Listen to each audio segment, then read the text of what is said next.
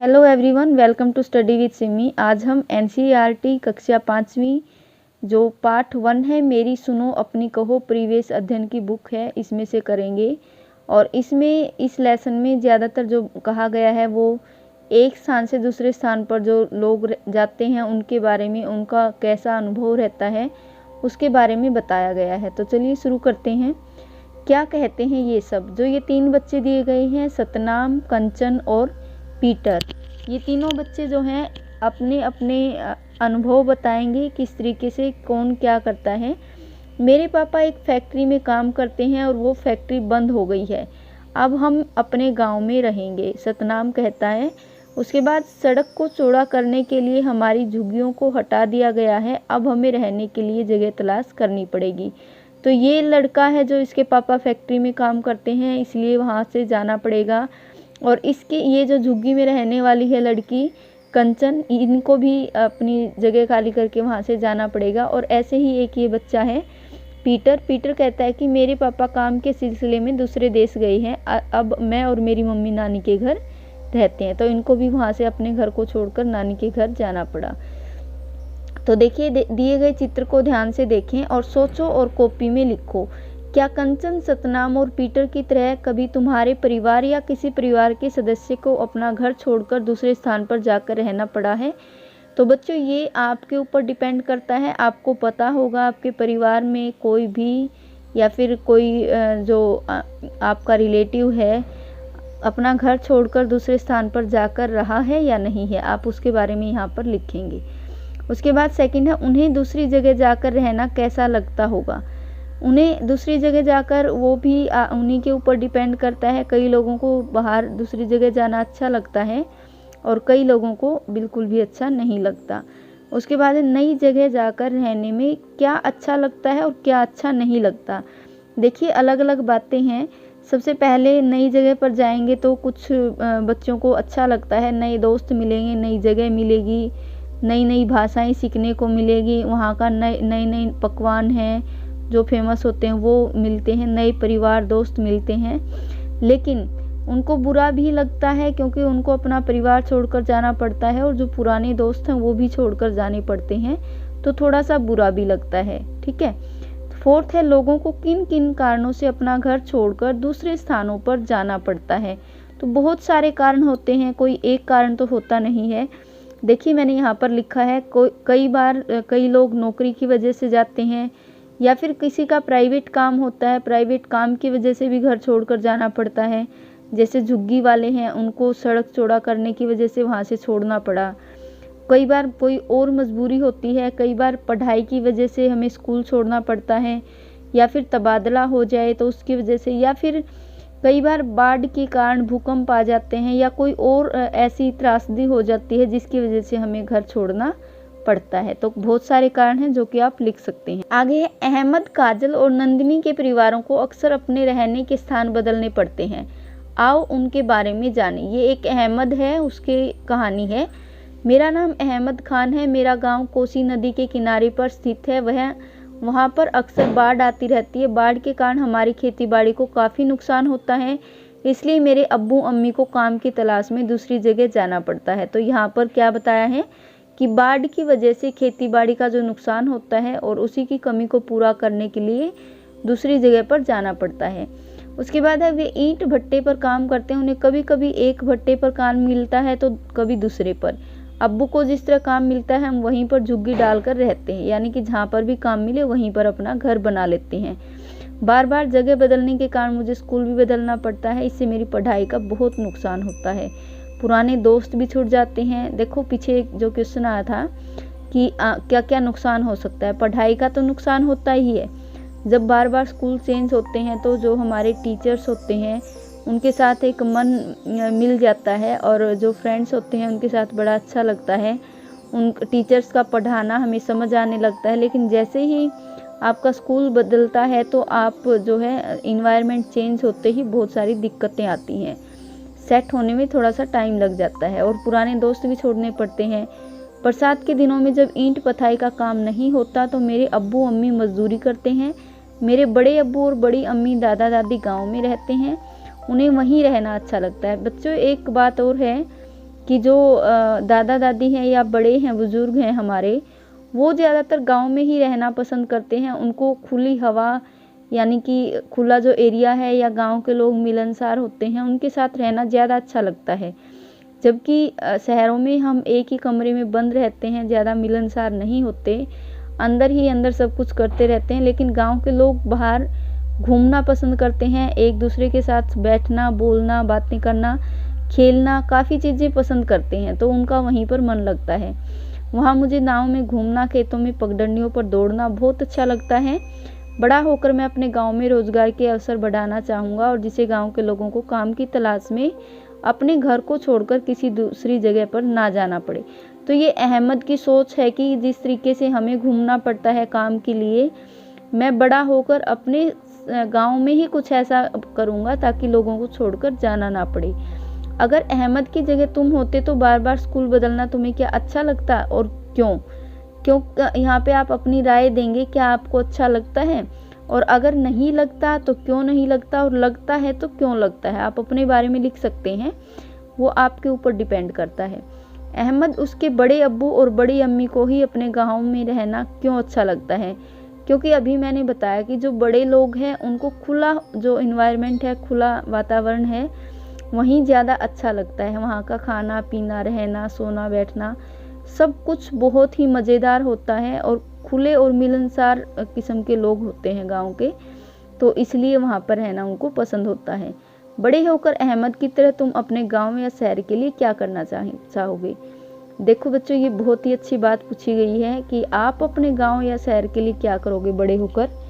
तो आप अपने तरीके से कुछ भी लिख सकते हैं। जिस तरीके से अहमद ने कहा कि मैं अपने गांव में ही रोजगार के अवसर पैदा करूंगा, या बहुत सारी बातें, साफ सफाई का, या फिर फैक्ट्री लगाऊंगा, या फिर स्कूल के जो गरीब बच्चे हैं उनकी पढ़ाई के लिए कुछ करूंगा।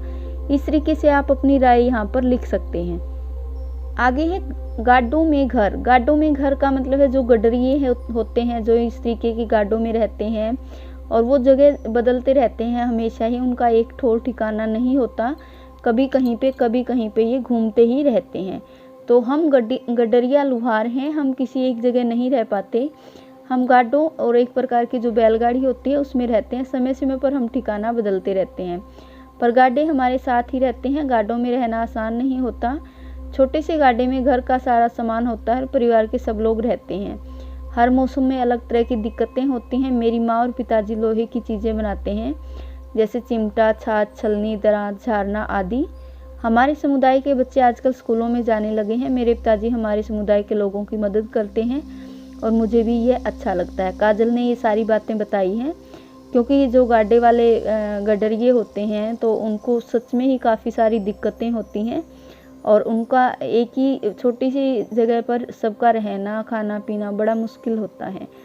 आगे है, क्या तुम किसी घुमंतु समुदाय के लोगों से मिले हो, और अगर हाँ तो आप यहाँ पर लिख सकते हैं। ज़्यादातर जो गडरिये होते हैं, घुमंतु समुदाय होते हैं, वो सड़कों के किनारे ही मिलते हैं, और आपने शायद देखे भी होंगे, तो वो यहाँ पर आप लिख सकते हैं, और कहाँ पर देखे हैं वो भी आप लिख सकते हैं। उनके सामने क्या क्या समस्याएं आती हैं? बहुत सारी समस्याएं आती हैं। जैसे अगर बारिश हो जाती है तो उनका वो गाडा है जिस पे वो अपना सामियाना आशियाना बनाते हैं, वो गीला हो जाना, खाने पीने की चीज़ें गीली हो जाना, तो बड़ी समस्याएं होती हैं। गर्मी में लू चलती हैं, गर्मी में भी बहुत प्रॉब्लम होती है। आंधी तूफान आ जाते हैं तो उनके जो उनके बनाए हुए होते हैं ऊपर टेंट वगैरह, तो वो भी उखड़ जाते हैं। तो बहुत सारी दिक्कतों का सामना करना पड़ता है। ऐसा करो, यदि तुम्हें गाडे में रहना पड़े तो अपनी दी गई सूची में से किन चीज़ों को साथ रख पाओगे, और उन पर गोला लगाओ। तो देखिए, अब हम अगर आपको गार्डों पर रहना पड़े तो आप डबल बेड या फिर संदूक, सोफ़ा सेट या फिर टीवी, फ्रिज, ये चीज़ें तो आप ले जा नहीं सकते। वहाँ पर तो एक छोटी सी जगह होती है, वहाँ पर कुछ ऐसी ही चीज़ें लोगे जिसकी बहुत ज़्यादा नेसेसरी होती हैं, बहुत ज़्यादा ज़रूरत होती है, जैसे कि बर्तन हो गए, कपड़े हो गए, या फिर आपकी चारपाई है, साइकिल हो सकता है आप ले लो, बैट बॉल, इस तरीके की चीज़ें ही आप रख पाओगे, बड़ी चीज़ों को आप नहीं रख सकते। तो यहाँ पर आप सर्कल लगा सकते हैं। क्या तुम्हारे गांव में या शहर में किसी घुमंतु समुदाय के लोग रहते हैं? यदि हाँ तो बातचीत करके प्राप्त जानकारी को दिए गए स्थानों पर लिखो। बच्चों, यहाँ पर आपको खुद से ही लिखना है। अगर आपके गांव में या फिर आपके शहर में कहीं पे भी इस समुदाय के लोग रहते हैं तो उनसे पता करके उनका समुदाय का नाम और वो कहाँ के रहने वाले हैं, उनकी मूल जगह कैसे भिन्न है, इस तरीके से आप यहाँ पर लिखेंगे। उन्हें स्थान बदलना क्या अच्छा लगता है, कैसा लगता है? अच्छा, सच में अच्छा नहीं लगता होगा, क्योंकि बार बार सामान उठाना, तंबू गाड़ना और अलग अलग जगह पर रहना किसी को अच्छा नहीं लगता, लेकिन मजबूरी होती है तो वो ऐसा करते हैं। अगर उन्हें रहने के लिए स्थायी घर मिल जाए तो वे घर में रहेंगे या घुमंतु तरीके से रहना पसंद करेंगे? हाँ, वो स्थायी घर में ही रहेंगे, कोई भी हो। अगर किसी को एक परमानेंट जगह मिल जाती है तो वहाँ पर रहना वो पसंद करेंगे। शायद घर में रहने से, स्थायी घर में रहने से उनकी क्या रोजी रोटी की ज़रूरतें पूरी हो जाएंगी? शायद हाँ, मेहनत करके वो ऐसा कर सकते हैं। अपने से बड़ों में कुछ अन्य घुमंतु समुदाय के नाम और उनके निवास स्थान पर उनके काम के बारे में पता करो और कक्षा में चर्चा करो। जहाँ पर भी ये लोग रहते हैं वहाँ पे आप जाकर के छोटी मोटी बातें पूछ सकते हो। नई जगह, नए दोस्त। नंदिनी, मेरे पिताजी सेना में हैं, जब उनका तबादला होता है तो हम भी उनके साथ जाते हैं। हम वहाँ की फौजी छावनी में रहते हैं। इस समय मेरे पिताजी हरियाणा में, इससे पहले महाराष्ट्र और उससे पहले कश्मीर में थे। तो मुझे और मेरी माँ को पिताजी का तबादला होना बहुत अच्छा लगता है। नई जगह पर जाकर सब कुछ नया सा लगता है। नया घर, नया स्कूल, नए दोस्त, मुझे अलग अलग भाषाएं सीखने को मिलती हैं। अभी पीछे ही हमने बात की थी कि बहुत सारी चीज़ें अच्छी होती हैं और बहुत सारी चीज़ें थोड़ी सी परेशान करने वाली। अब मैं तमिल, हिंदी, मराठी भाषाएं बोल व समझ लेती हूँ, यानी कि बहुत सारी भाषाएं सीखने को भी मिलती हैं। मैंने हरियाणवी बोली में कई शब्द सीख लिए हैं। जब भी वहाँ आते हैं तो मेरी माँ वहाँ के पकवान और खाना बनाना सीख लेती है। पड़ोस की एक दादी से कल ही रबड़ी बनाना सीख आई थी, यानी कि अलग अलग तरीके के पकवान, अलग अलग स्टेट के जो पकवान हैं, फेमस हैं, उनके बारे में सीखते हैं। तो तबादले के कारण हम देश के अलग अलग भागों को देखने के अवसर मिलते हैं। ये अच्छा भी है और अपने परिवार को, दोस्तों को, पुराने दोस्तों को छोड़ना थोड़ा सा बुरा भी लगता है। आगे है विस्थापन। कभी कभी सरकारी योजना के अंतर्गत भी होता है। वैकल्पिक आवासीय योजनाएं बनाई जाती हैं जिनके अंतर्गत आधुनिक आवास उपलब्ध करवाए जाते हैं। हरियाणा में इस योजना को आसियाना का नाम दिया गया है, यानी कि जो सरकारी योजनाओं के तहत जगह बदलनी पड़ती है तो एक आसियाना योजना बनाई गई जिसमें लोग वहाँ आकर रह सकते हैं।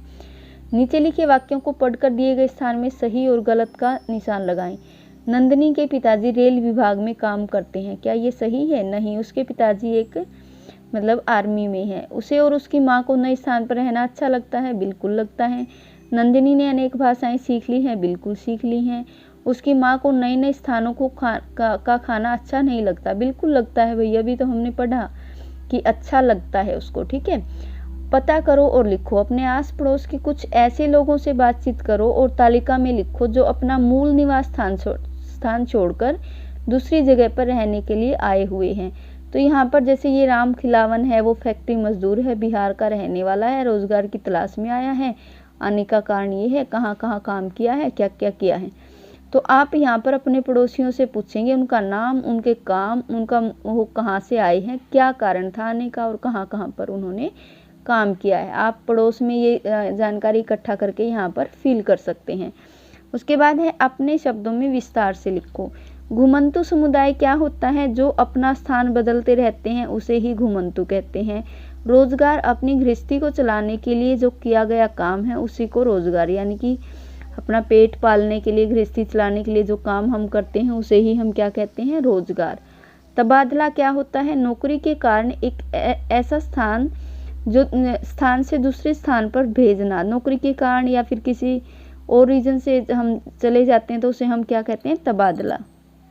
उसके बाद है कहानी लिखो। दिए गए चित्र को देखकर निम्नलिखित शब्दों की सहायता से चित्र से संबंधित एक कहानी लिखनी है और उस कहानी का शीर्षक आपको लिखना नहीं भूलना है।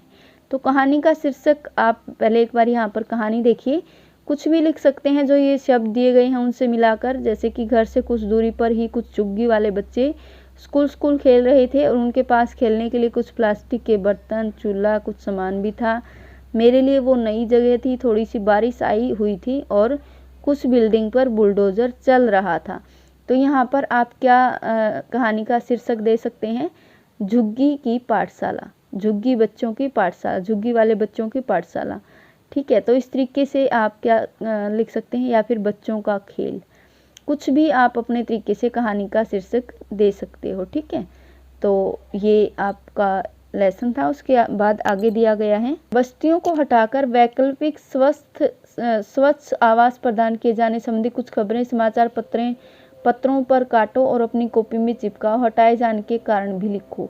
जो बस्तियां हटाई जाती हैं, जो बस्तियां जैसे कि कुछ लोग वहां पर आकर रह जाते हैं, तो बुलडोज़र से वो हटाई जाती हैं। जैसे हमने पीछे देखा कि बस्ती थी और बस्ती के पास बुलडोज़र लगा हुआ है, तो वहाँ पे हम लिख सकते हैं कि यहाँ पर एक बस्ती थी और बस्ती के पास बुलडोज़र से वो बस्ती गिराई जा रही थी, क्योंकि वो सरकार के अंडर में आती होगी, इसी वजह से उसको हटाया जा रहा था। तो आप उसमें लिख सकते हैं और किस कारण से हटाया, वो एक पिक्चर आप उठा करके आप लगा सकते हैं। चर्चा करो परिवार को किन कारणों से अपने स्थान बदलने पड़ते हैं।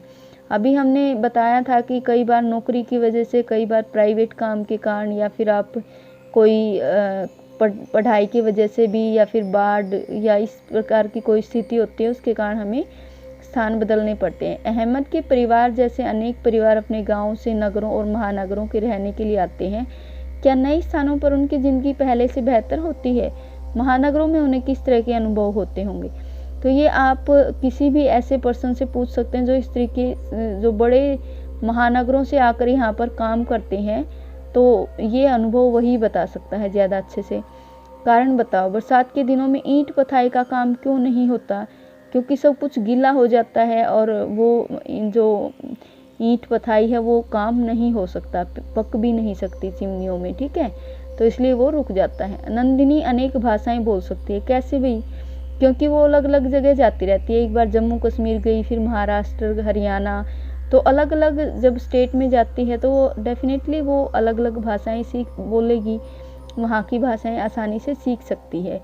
नेक्स्ट है, गांव की अपेक्षा शहरों में रोजगार के अवसर अधिक होते हैं। बिल्कुल, क्योंकि गांव में बहुत सारी परेशानियों का सामना करना पड़ता है, जैसे कि बिजली की समस्या है, पानी की समस्या है, बिजली टाइम से नहीं आती, पानी भी बहुत कम आता है, और आजकल सारे काम जो हैं इंटरनेट की वजह से ही होते हैं, तो इंटरनेट की रेंज भी बहुत कम रहती है, जिसकी वजह से फैक्ट्री वगैरह की सुविधा नहीं है, अच्छे स्कूल, सड़क, परिवहन की जो सुविधाएं हैं वो भी काफ़ी समस्याओं का सामना गांव वालों को करना पड़ता है, और इसी वजह से गांव के लोग शहरों की तरफ पलायन करते हैं और अपनी मूलभूत आवश्यकताओं के लिए शहर की तरफ आते हैं। तो इसलिए रोजगार के अवसर ज़्यादातर शहर में ही होते हैं।